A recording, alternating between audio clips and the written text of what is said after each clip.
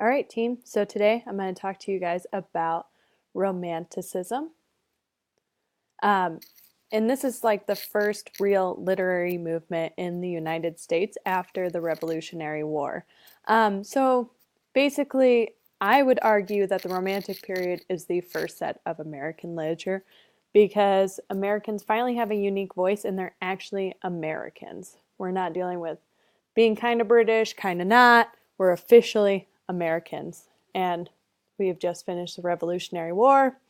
Um, and it was a really optimistic time in America because we officially won the revolution. It's a great time. We're our own country. And you could feel that movement. You could feel that momentum in the literature that you read.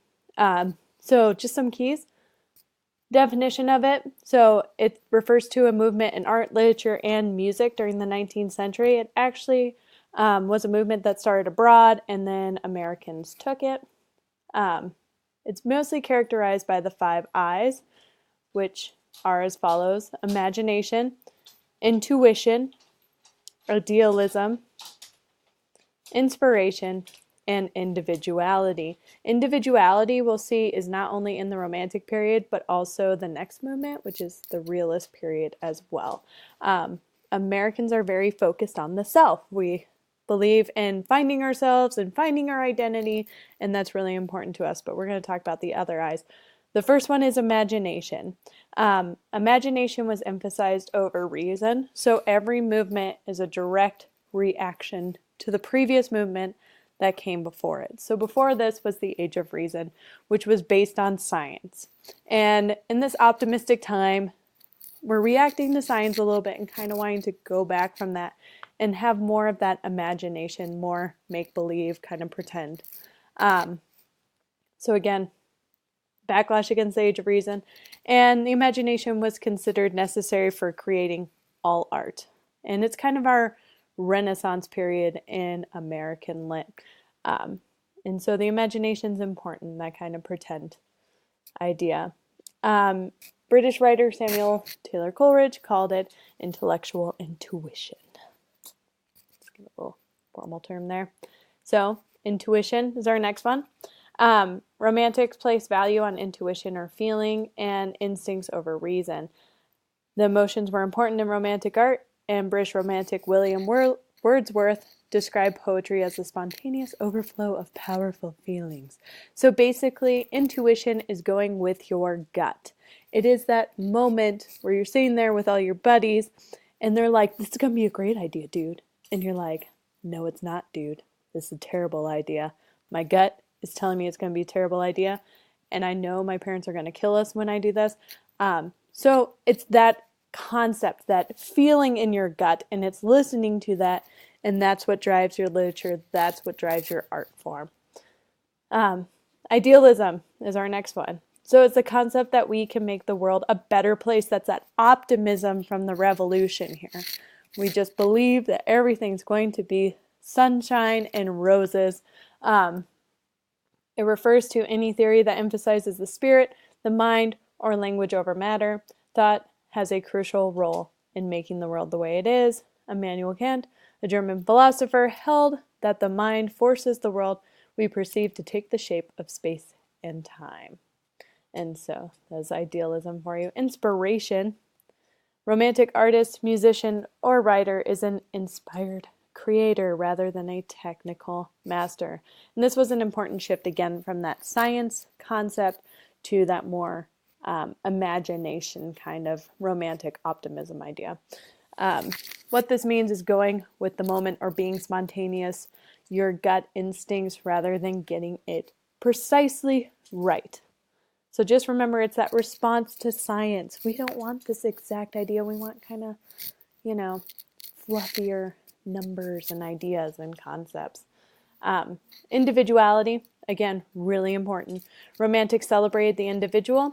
During this time, women's rights and abolitionism movement were taking root as major movements. They were kind of starting here. We're going to see them a lot more in the next time period with the realists and naturalists, but they're actually beginning to gain momentum and start discussing ideas, and we're going to see the treatment of slavery or the treatment of slaves, I apologize, and the treatment of women in this literature too, and kind of gaining that momentum towards a movement, towards a change. Walt Whitman, he's kind of our romantic, realist cusp. We'll actually study him last because he's kind of on both sides. Walt Whitman, who's a later romantic writer, would celebrate the poem entitled Song of Myself. It doesn't get more egotistical than that. It begins, I celebrate myself. And he discusses himself and all the good things, like every atom so belonging to me belongs to you. And then that self-reliance. So believing in yourself and only you to get through everything. So it's being an individual and having that power to make a change by yourself. Were really important. So how it impacts literature, the Romantic period, is in America, Romanticism most strongly impacted literature, versus in French, it was more art. That's why I say that is those Renaissance paintings. They're usually kind of dark gold with the double kind of sunshiny at the bottom. So they explored supernatural and Gothic elements too. I know some of you are Poe fans probably out there. So this is when Edgar Allan Poe wrote. He was a romantic, but he was more on the Gothic side. And we'll talk about that in a sec. Writers wrote about nature. Transcendentalists believed God was in nature. Unlike the Age of Reason, writers like Franklin and Jefferson, who saw God as a divine watchmaker, meaning he kind of like leaves us to do our thing instead of continuously ruling over us. So he created the world and left it to run itself. And we're also seeing that like God is in nature and I can find God in nature. And we'll see that a lot with Emerson and Thoreau, that they really believe that God, nature goes together. We have finally American English is breaking out. That's why I said in the beginning that this is probably our first real American literature. I know others would argue it's later, some would argue it's earlier, but American English is emerging. We have an American dialect that's coming to be. So we're actually mixing, because America is such a melting pot, that our language is actually becoming the same way. So it's a mixture of British English, Spanish, French, Dutch, and Native American. It's starting to develop around the country, and it appeared in writing. And we also have, we also have new words to describe land, weather, plants, and animals. Triumph of the colloquial. So colloquial is informal language. Americans and Australians are known for shortening their words and changing it. We began using contractions such as can't, won't, don't, etc. British people, not so much. They think we're killing the language. So Brits thought we were destroying the language. The barbaric yep.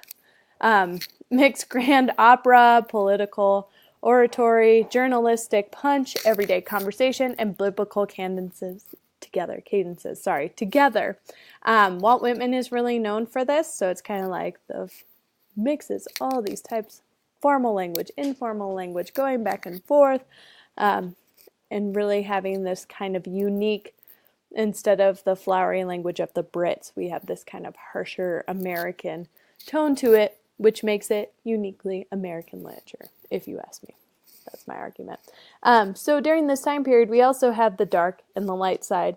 Emerson, Thoreau believed that the sun is but a morning star, while others, such as Hawthorne, Poe, and Melville, saw evil in the world and actually saw the evils of what it can do and evil within man's heart. And so we have that imagination piece coming in and focusing on the individual, not just the good in the individual. We have a few authors focusing on the negatives, which is actually where we're going to start with ours.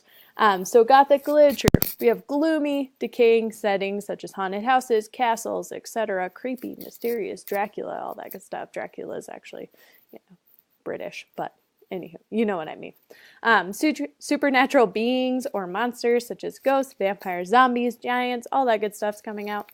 Curses or prophecies, damsels in distress. We have heroes coming to save the day, and romance, because that's what it all comes down to. So that is essentially the Romantic period in 10 minutes.